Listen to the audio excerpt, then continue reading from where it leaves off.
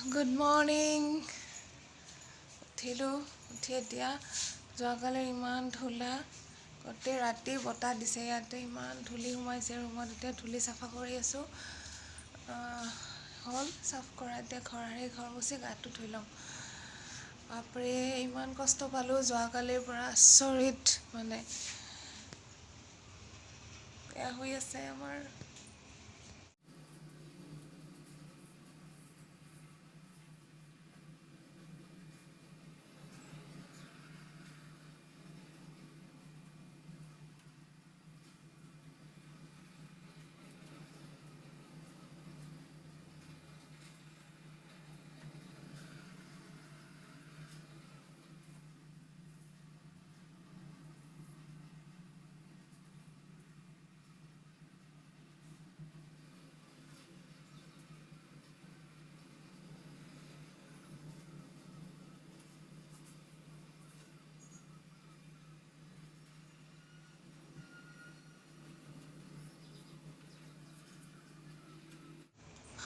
খৰা হৈ গ'ল এতিয়া ঘৰটো মুচোঁ দেখিছে কিমান ধূলি ওলাইছে হিচাপ চাৰা ভাল নলগা হৈছে আৰু দেই এতিয়া ঘৰটো মুচি লওঁ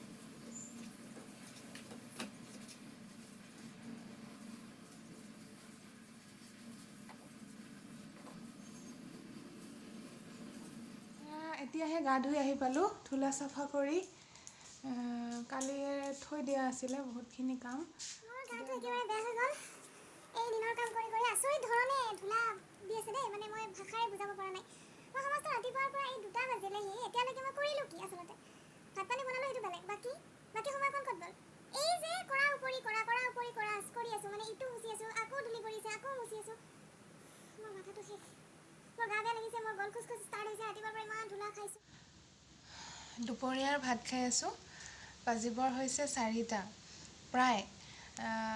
দেৰি হোৱাৰ কাৰণ হ'ল মই তাৰমানে ৰখি আছিলোঁ। আজি মই অকলে আছোঁ, তো অকলে ভাত খাব বেয়া লাগে। তো ৰখি থাকিলেও ডাঙৰজন অহাই নাই। তো ভাবিলোঁ এতিয়া বহুত দেৰি হ'ল, গাটো বেয়া লাগিছে, অকণমান ভাত লৈ বহিলোঁ। এয়া চাওক মাছ। ঠিক আছে, আজি ইয়াতে খাবলগীয়া হ'ল কাৰণ তাত ইমানেই ধূলি ডাইনিং ৰুমত, ওপৰৰ পৰা ধূলি আহে। তো সেইকাৰণে নিজৰ ৰুমতে লৈ আহিছোঁ ভাতৰ কাঁহীখন। থাকিব পৰা নাই মানে, ক'লোঁ নহয় ইমান ধূলি মানে। ভাত খাইছোঁ, মাছ জাতিলাওৰে বনাইছিলোঁ আৰু চব্জি। আপোনালোকক দেখাওঁ, আপোনালোকে বিশ্বাস নকৰিব কেনেকুৱা ধূলি। মই দেখুৱাই আছোঁ ৰ'ব, ধূলি চাওক। মই লাৰি দিম চাব দেই, দেখিছে ইয়াত নাম লিখা যায়, এনেকুৱা ধূলি গোটেই ধূলি তাৰমানে। আকৌ দেখুৱাইছোঁ ৰ'ব, এয়া চফাৰ হেণ্ডেলবিলাক চাব দেই,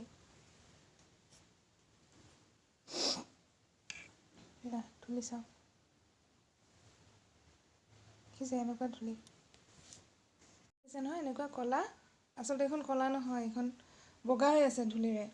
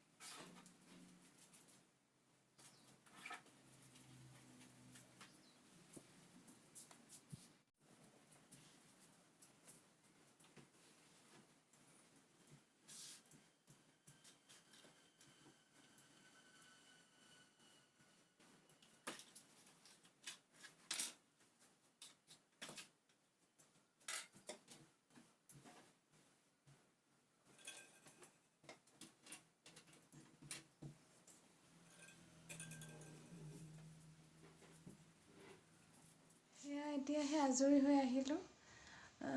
গা এতিয়া ধুই নহয়, গা ধুই আহি চাকি ধূপ দিলোঁ, দি আকৌ পাকঘৰ চাফা কৰিলোঁ। পাকঘৰটো এনেকুৱা ধূলা হৈছে, বাচন বৰ্তন সকলো ধূলা, একো খোৱাৰ কাৰণে ব্যৱহাৰযোগ্য হৈ নাছিলে তাৰমানে। সেইকাৰণে চাকিতে উঠি ডাইৰেক্টলি পাকঘৰ গৈ গোটেই চাফা কৰি মুচি কাচি ফ্ল'ৰ মুচি এতিয়া আহিলোঁ ফ্ৰী হৈ। এতিয়াহে মই মোৰ চোৰ আচুৰিম।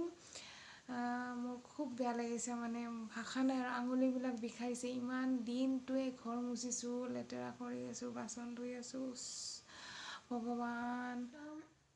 ছাল ড্ৰাই হৈ গৈছে, স্কিন একদম ভাল নলগা হৈছে। এই বতৰটো কোনে ভাল পায় জনাবচোন। ফাগুন বুলি ক'লে মোৰ ভয় লাগে এতিয়া। ফাগুন চ'ত মাহৰ যিটো অৱস্থা, ভগৱান এনেকুৱা বতৰ নহওক দেই। আচলতে বছৰ এই বস্তুটো বেলেগ ধৰণে আহে। যোৱা বছৰ ইমান ধূলি পোৱা নাছিলোঁ, এই বছৰ কেলে ইমান ধূলি মানে। মোৰ এতিয়াহে আজৰি কমপ্লিটলি। তো এয়াই আছিলে আজিৰ ব্লগ। গোটেই দিনটো কি হ'ল, কি কৰিলোঁ। তো এতিয়া অকণমান ৰেষ্ট কৰিম, চাহ খাম, চাহ খাই ৰেষ্ট কৰিম। ৰেষ্ট কি, হাজবেণ্ড আহিব, তেওঁক আকৌ যোগান ধৰিব লাগিব, এয়াই আৰু। তথাপি তেওঁ নহালৈকে অলপ টাইম ৰেষ্ট। বৰ আমনি লাগিছে, শুকান কিবা অনুভৱ হৈছে মানে, ক'ব নোৱাৰোঁ। তো এতিয়া অকণমান চাহ খাওঁ, চাহ খাই ৰেষ্ট লওঁ। এয়া আছিলে আজিৰ ব্লগ। আন এটি নতুন ব্লগত আপোনালোকক লগ পাম। আজিলৈ শুভৰাত্ৰি। সকলোৰে ৰাতিটো ভালে পাৰ হওক। ধূলিটো আৰু হ'ব এইটো জানো, এইটো বাৰে মই উল্লেখ কৰি আছোঁ ধূলি বুলি, কিন্তু আচলতে মই একেবাৰে মানে বিৰক্ত হৈ পৰিছোঁ। সেইকাৰণেহে কৈ আছোঁ। যি কি নহওক, বতৰৰ যিবিলাক ৰীতি নীতি সেইবিলাকতো থাকিবই। উপায় নাই, আমি সেইবিলাকৰ সন্মুখীন হৈ আগবাঢ়ি যাব লাগিব, এইটোৱে আৰু। কিন্তু সদায় যিটো কষ্ট পাই থাকোঁ, তাৰ কাৰণে মাজে বিৰক্ত হৈ যাওঁ। যি কি নহওক, লাহেকৈ বৰষুণ যেতিয়া পৰিব, লাহেকৈ বতৰটো ভাল হ'ব, নিশ্চয় ভাল হ'ব। গতিকে এয়া আৰু ইয়াতো চলি থাকিব দৈনন্দিন জীৱন যেতিয়ালৈকে জীয়াই আছোঁ তেতিয়ালৈকে সংগ্ৰাম হয় নহয় গতিকে সকলোৰে ভাল হওক ৰাতিটো ভালে ভালে পাৰ হওক কাইলৈ আকৌ লগ পাম শুভৰাত্ৰি বাই বাই